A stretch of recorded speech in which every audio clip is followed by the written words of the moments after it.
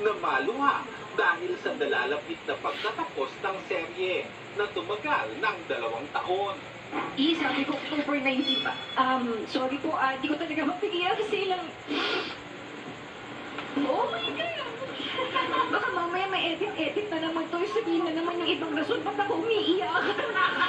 I treat them as families. Hindi pa nagsisink in ngayon. Pero alam mo, every time na naiisip ko siya, talagang sobrang lalim ng pagmamahal ko sa lahat na bubuos from the creatives, the prod. All things must come to an end, so we just want to say thank you. Hindi naman maitago ng mga ngiti ni Jillian Ward ang nararamdamang lungkot sa nalalapit na pagtatapos ng top rating show.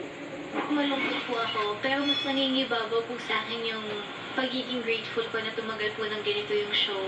Sabi nga po namin parang, I think it's time na rin po talaga na i-open ang bagong chapter ng mga buhay namin.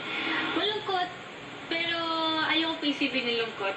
Hindi madaling kalimutan para kay Jillian ang halos araw-araw na pagpunta sa set at masayang nakakabonding ang kanyang mga kasama sa serye. Ayaw ko maiyak, wait.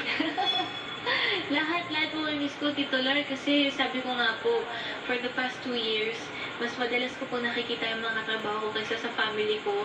So medyo, ayun, na-attach na rin po talaga ako sa kanila. Baka po 2 weeks akong iiyak everyday.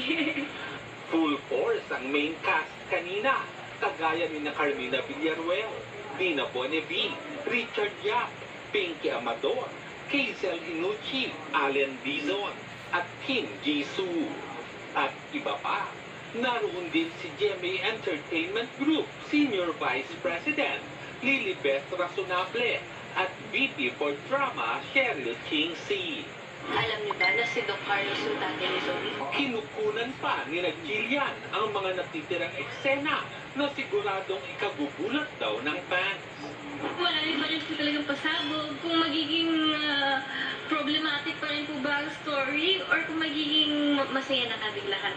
Pero after ng show, ano naman kaya ang plano ni Jillian? Ito po yung time na magbigay muna po ako ng oras sa family ko, na makasama ko po yung family ko, and syempre po, magbigay ng time po sa aking self-growth.